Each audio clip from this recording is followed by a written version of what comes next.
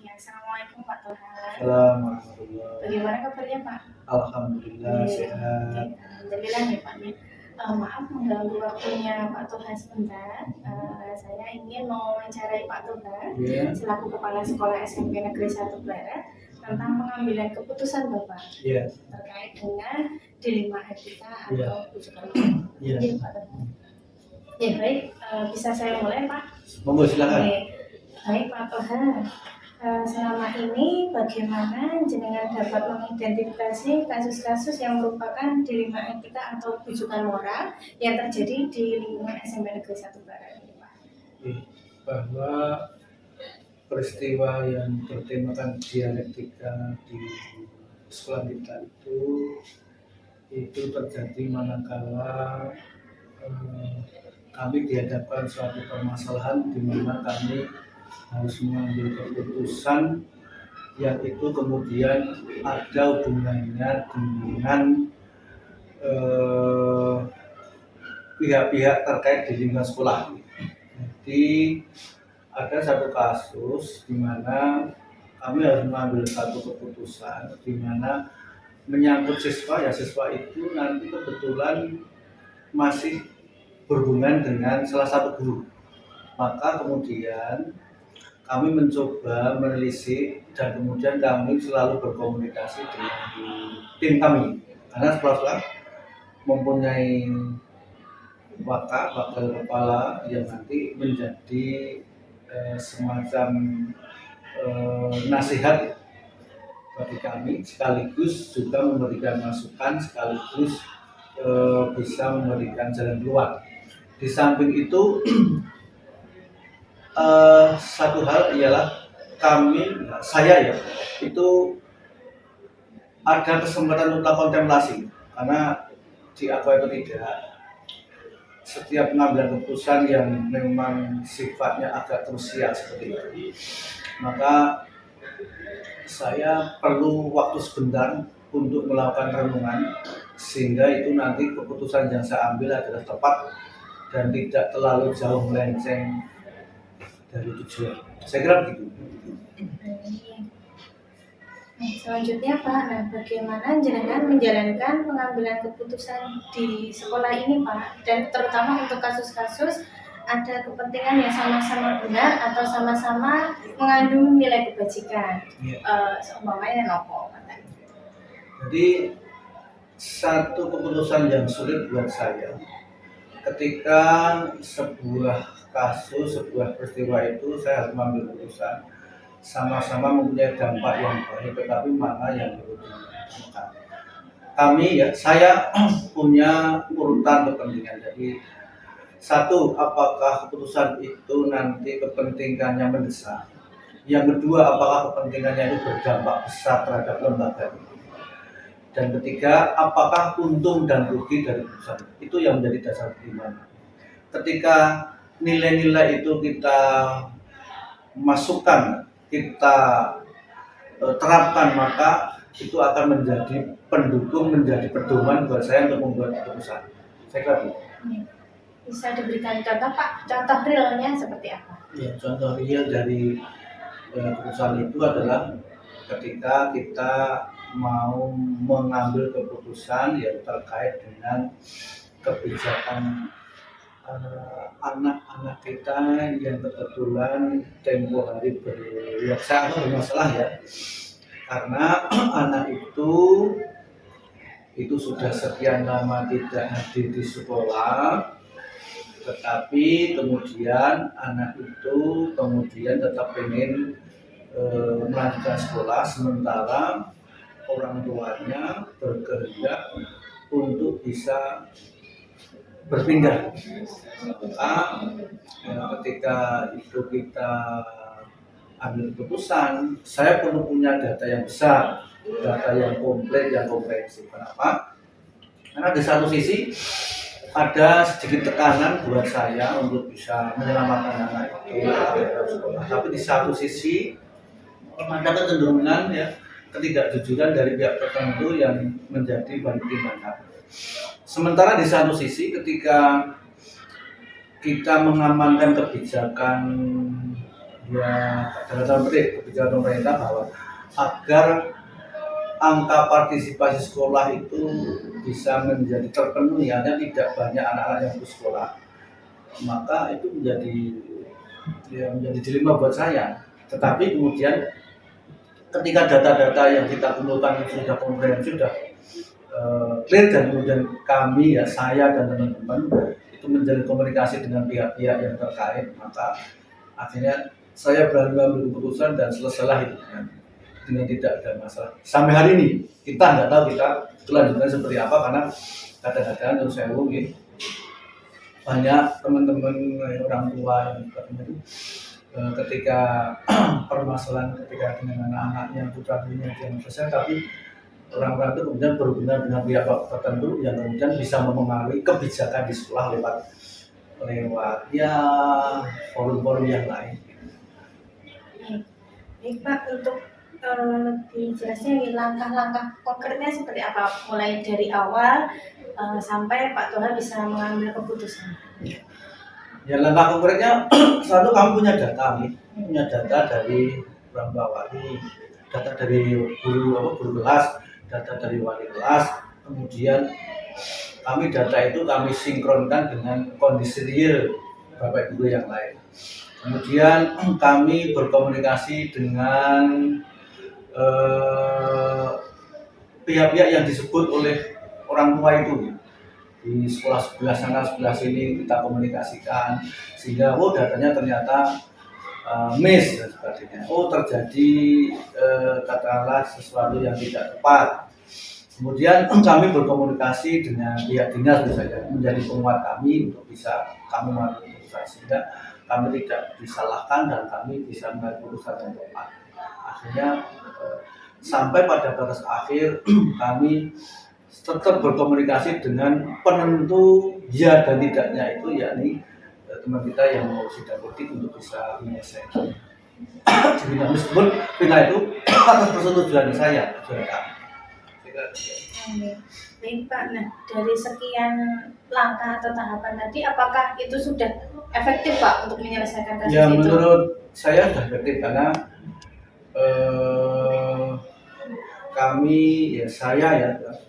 saya berbicara soal kami karena memang itu tidak hanya saya sendiri yang, tapi saya, para wakil kepala, kemudian pihak terkait ya, untuk teman-teman di luar itu kita libatkan, dan insya Allah sampai hari ini tidak ada masalah, belum ada masalah, sehingga kami merasa itu menurut kami tepat. Karena kalau tidak, justru nanti berdampak negatif buat lembaga kita ya. Jadi dampak negatifnya tidak hanya lembaga, tapi juga anak yang bersangkutan nanti akan ngembet pada teman-teman yang lain. Karena kayak gitu. Baik Pak, tadi sudah disebutkan langkah-langkahnya ya, dan sudah efektif. Nah, tentunya dalam penerapan langkah-langkah itu ada beberapa tantangan. Nah, tantangannya itu seperti apa Pak? Tantangannya adalah ketidakjujuran dari bahasa saya pasien ya, dari ketidakjujuran dari pihak yang kita layani itu ya, karena ada hal yang disembunyikan, sehingga kami perlu mengungkap sakjane ya sebetulnya permasalahan apa sih ya menyebabkan sampai ini terjadi, dan itu ternyata bisa kita tangkap dan bisa kami pelajari, dan kita bisa menemukan faktanya, sehingga itulah yang menurut saya itu tantangan tersendiri untuk bisa mengungkap. Ya itu kan underground ya, dan itu sensitif menurut saya, karena memang menyangkut ya masalah privat. Nanti ketidakjujuran ya Pak? Ya, ketidakjujuran. Baik dari wali murid atau semua pihak yang terkait ya, cukup membuat itu menjadi tantangan. Dan kemudian Pak, dalam memutuskan suatu masalah, nah Pak Toha apakah langsung memutuskan atau ada jadwal tertentu, atau tadi ada kontemplasi kemudian merenung, itu biasanya seperti apa Pak? Ketika kami memutuskan, kami punya timeline bahwa ini permasalahan ini akan kita ambil keputusan setelah selesai dalam semester ya, setelah selesai PTS, dan kita batasi bukan PDF, semester ya, ini semester kemarin ya. Setelah semester ini selesai, itu harus kita eksekusi, kita ambil keputusan. Dan kemudian memang sebetulnya apa namanya, di kurun itu kita melakukan apa namanya ya, pokoknya usaha-usaha untuk mendukung pelaksanaan putusan. Misalnya kita mengutus teman kita untuk bisa mengobservasi, kita untuk menanyakan sana sini dan sebagainya, sehingga dan dibuktikan itu ada suratnya, ada surat perintahnya, kemudian ada buktinya, catatannya, sehingga ketika itu nanti ada komplain atau istilahnya keberatan, maka kita siap untuk bisa menangani. Ini berarti ada timeline-nya. Timeline-nya, karena sekolah kan dibatasi oleh waktu, Mbak. Sekolah dibatasi oleh waktu, kita tidak bisa berlama-lama seperti ini. Meskipun kemudian kemarin itu terpaksa agak mundur sedikit karena memang terkendala katanya dengan sistem Dandik ya. Baik, Pak. Tadi setelah ada tantangan, tentunya juga ada faktor-faktor yang membuat masalah itu mudah untuk diselesaikan.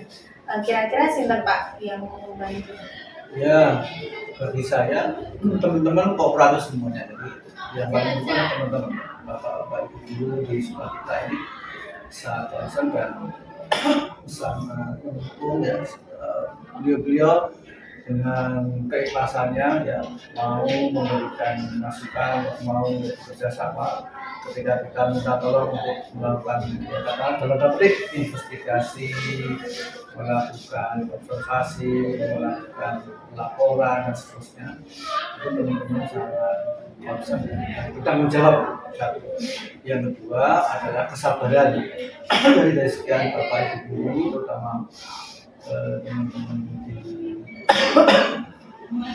perusahaan ketuaan, bahkan juga teman-teman BP, itu mempunyai tingkat kesabaran yang perlu kita pupuk, perlu kita pertahankan, karena memang kuncinya itu ya. Karena saya yakin karena dengan teman-teman di sektor itu kan kita kan masih muda-muda, sehingga ya, kita apa namanya ajak untuk selalu bersama-sama menjaga diri.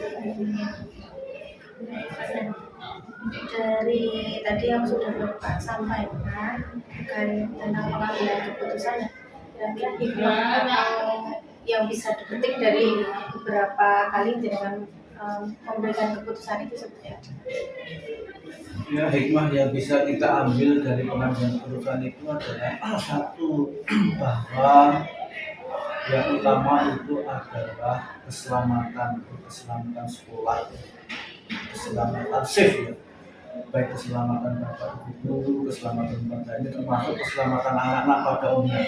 Keselamatan dalam arti bukan arti fisik, tapi keselamatan dalam arti dampak yang muncul dari pengambilan itu. Kalau tidak diambil keputusan itu, kita akan berdampak. Yang kedua adalah namanya effort ya, usaha. Ketika kita berusaha, maka di situ kata kita bersungguh-sungguh, maka di situ akan ada jalan. Jadi saya yakin setiap usaha kita yang dilandasi dengan niat ikhlas dalam melakukan kebaikan dan tidak melanggar aturan, selalu berkolaborasi dengan siapapun juga, saya kira itu nilai-nilai yang perlu dikembangkan di sekolah ini.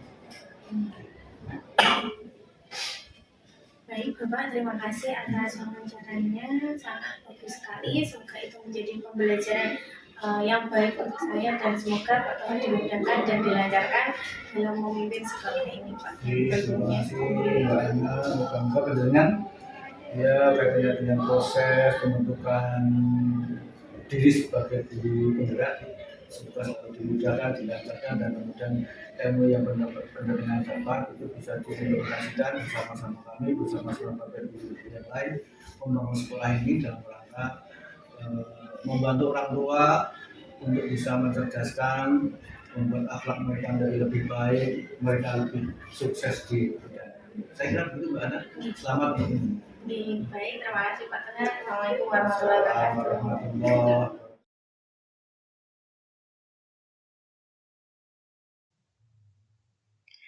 Assalamualaikum Bu Upi, bagaimana kabarnya Bu? Waalaikumsalam warahmatullahi wabarakatuh. Alhamdulillah sehat.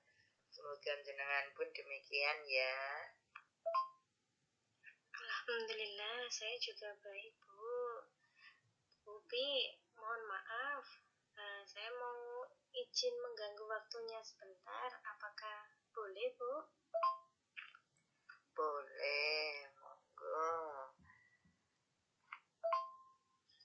Baik Bu Upi, nah Bu Upi sebagai kepala sekolah di SMP 2 Pleret J, nah bagaimana jenengan dapat mengidentifikasi kasus-kasus yang terjadi di sekolah yang merupakan dilema etika atau bujukan moral Bu?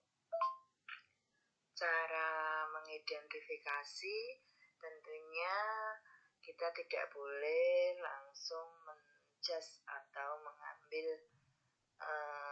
memutuskan suatu hal, tetapi harus kita lihat dari berbagai sisi, berbagai sudut pandang, dan tidak boleh terburu-buru. Artinya setiap kali ada kasus atau permasalahan harus kita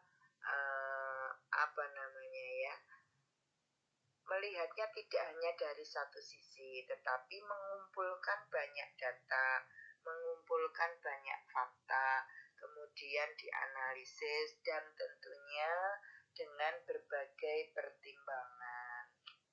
Itu Bu, kalau di SMP Negeri 2 Pleret itu tentunya banyak kasus ya.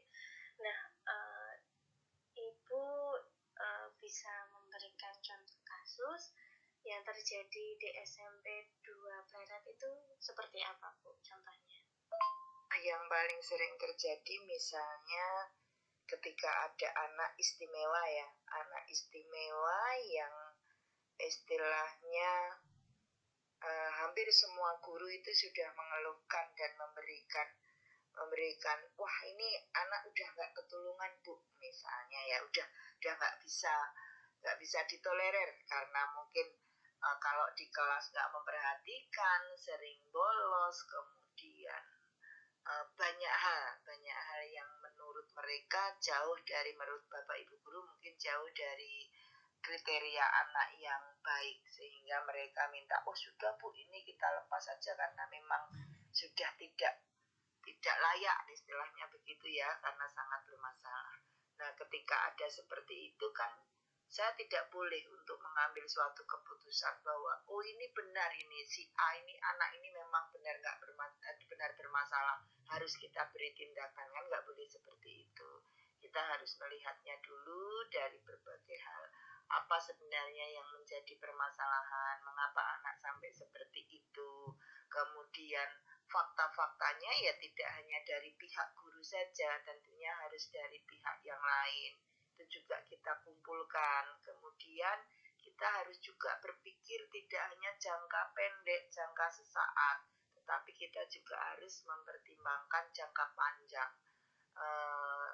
Sehingga keputusan yang kita ambil untuk memberikan hal yang terbaik kepada anak ini benar-benar merupakan keputusan yang sudah matang, yang sudah teruji. Jadi tidak sekedar apa yang kita lihat, apa yang kita dengar, tetapi harus dipertimbangkan banyak langkah sampai akhirnya diputuskan, termasuk diantaranya tadi keputusan yang diambil itu juga harus kita pikirkan tidak hanya untuk jangka pendek tapi juga untuk jangka panjang.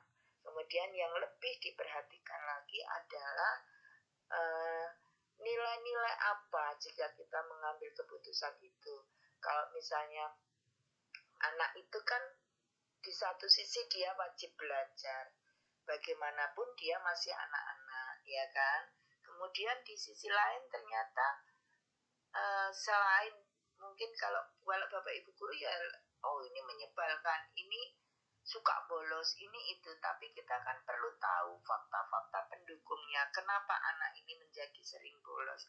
Kenapa anak ini sering tidak tidak peduli di kelas, sering tidak memperhatikan. Nah, setelah melakukan berbagai pendekatan, ternyata si anak ini memang sudah ada sesuatu hal yang mungkin masalah di rumah ya, sehingga harus kita, nah itu yang harus kita bantu. Maka ketika mengambil suatu keputusan, didukung dengan banyak hal tadi, akhirnya kan akan menemukan solusi terbaik. Dan solusi terbaik atau keputusan terbaik pun juga harus dicek kembali, sudah benar apa belum ya langkah yang kita ambil kalau seperti ini gitu. Oh gitu ya Bu Upi. Nah Bu Upi, terhadap anak yang istimewa ini, jenengan sebagai kepala sekolah itu nanti akhirnya itu bagaimana Bu kasusnya ini diputuskan? Apakah tadi seperti Bapak Ibu guru tadi, wah ini sudah tidak mungkin. Nah, padahal Bu Upi pengen melihat anak istimewa tersebut selama jangka panjang, tidak putus sekolah dan lain sebagainya. Nah, bagaimana kan biasanya itu juga bertentangan ya dengan kepentingan yang sama-sama benar atau sama-sama mengandung nilai kebajikan. Nah, ini keputusan yang jenengan itu apa akhirnya? Keputusannya akhirnya anak itu tetap kita perjuangkan untuk masih mendapatkan pembelajaran seperti biasanya. Intinya masih sekolah di Pleret ya. Intinya masih sekolah di SMP 2 Pleret, masih diberi kesempatan, tetapi dengan satu syarat. Jadi selain saya mendapatkan info dari Bapak Ibu guru, dari data BK dan lain sebagainya, melakukan home visit, kedua orang tuanya juga kita panggil ke sekolah. Kemudian yang pernah saya lakukan ya, saya akan bercerita, ngobrol dengan orang tuanya sehingga akhirnya orang tuanya juga terbuka. Nah dari situ kemudian saya juga menyampaikan kondisi si anak itu sebenarnya seperti apa. Terus membuat semacam komitmen dengan orang tuanya dalam artian langkah-langkah yang akan kita ambil agar si anak ini kembali fokus, kembali seperti teman-temannya dan lain sebagainya. Jadi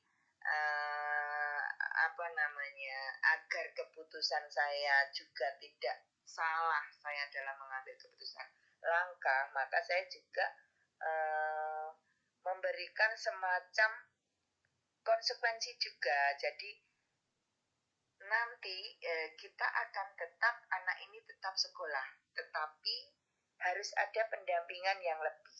Nah, diantaranya adalah kolaborasi atau kerjasama dengan orang tuanya tadi. Seperti itu. Kemudian saya otomatis memahamkan kepada teman-teman guru agar keputusan yang saya ambil ini bisa diterima dan anak kembali belajar seperti biasanya. Jadi kita juga menggunakan prinsip berpikir berdasarkan belas kasihan atau empati juga, begitu ya. Jadi tidak sekadar oh ini sudah banyak melanggar terus kita beri tindakan, tidak seperti itu. Tetapi juga ada beberapa prinsip yang harus kita pertimbangkan, diantaranya adalah prinsip aturan, kemudian juga prinsip berpikir berdasarkan rasa empati tadi yang akhirnya si anak dapat diterima kembali untuk sekolah.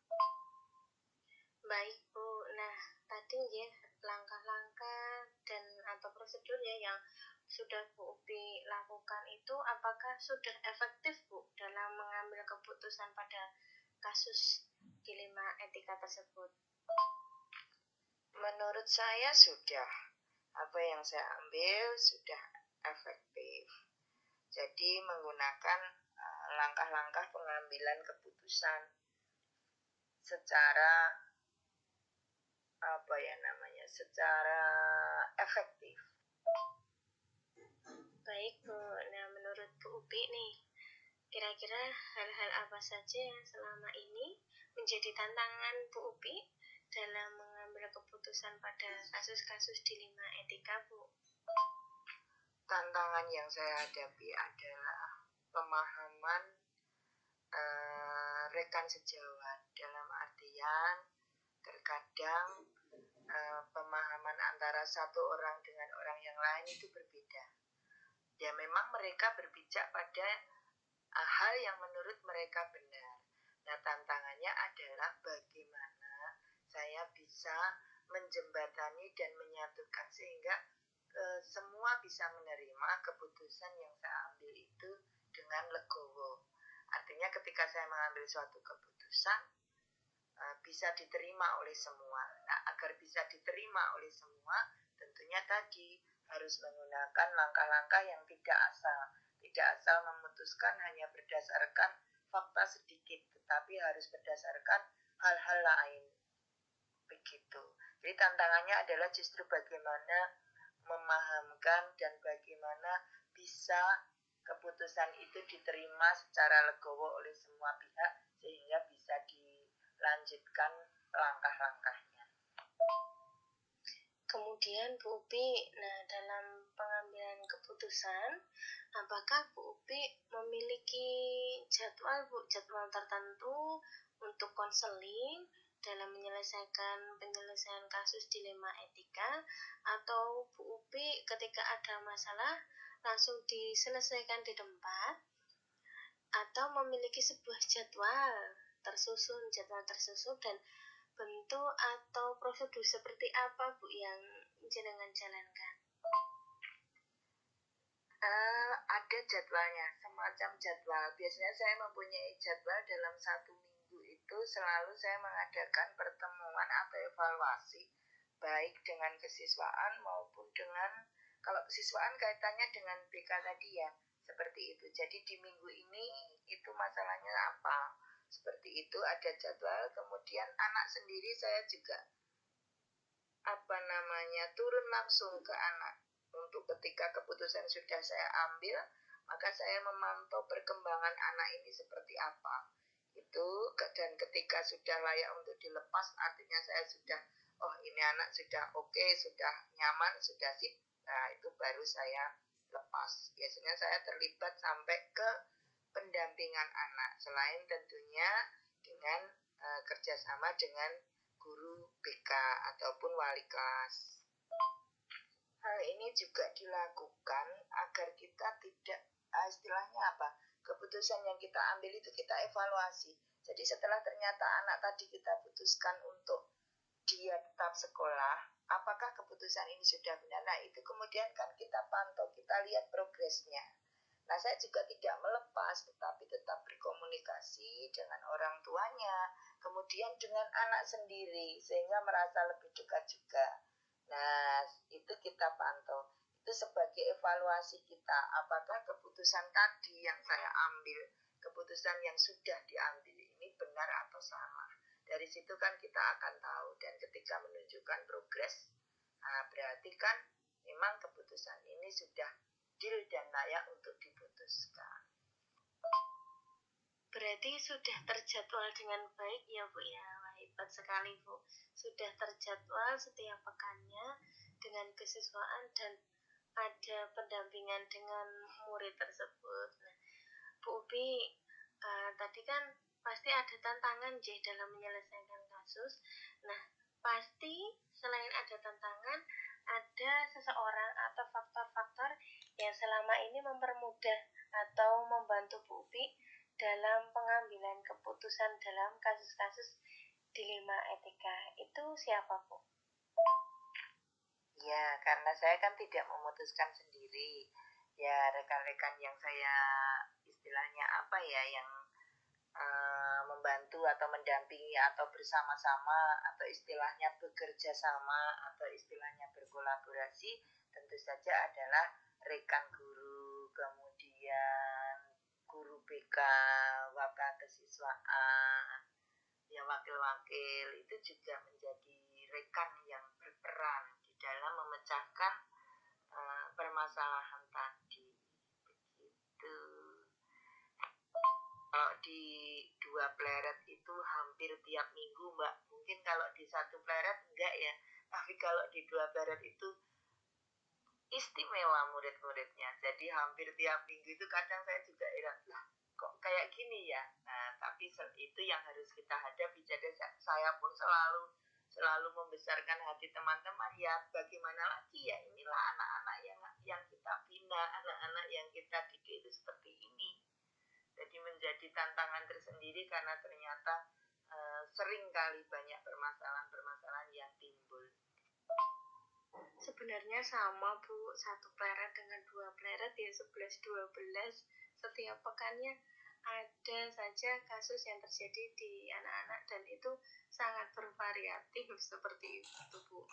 Nah dari tadi ya Bu ya yang jenengan sampaikan tadi beberapa kasus dan cara pengambilan keputusan, adakah hikmah yang dipetik dari jenengan selama memutuskan untuk mengambil keputusan dilema etika?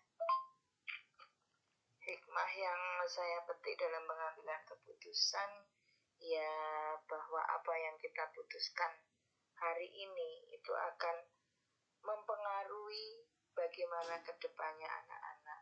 Maka berhati-hati, kemudian banyak pertimbangan, kemudian menggunakan prinsip-prinsip dalam berpikir dan juga menerapkan langkah-langkah pengambilan keputusan dengan benar itu harus benar-benar kita jalankan agar apa yang kita putuskan tidak menjadi penyesalan di kemudian hari. Masya Allah, keren sekali Bu Upi. Saya dapat pelajaran banyak ini dari Bu Upi. Baik Bu Upi, terima kasih sudah meluangkan waktu untuk wawancara pada malam hari ini. Saya hanya bisa berdoa semoga Bu Upi diberikan kemudahan dan kelancaran dalam memimpin SMP Negeri 2 Pleret agar semakin jaya dan maju. Terima kasih Bu Upi. Assalamualaikum warahmatullahi wabarakatuh. Sama-sama Mbak Hana, semoga jenengan pun demikian, dilancarkan dalam segala urusan dan senantiasa bergerak dan nantinya juga menggerakkan. Sukses selalu ya.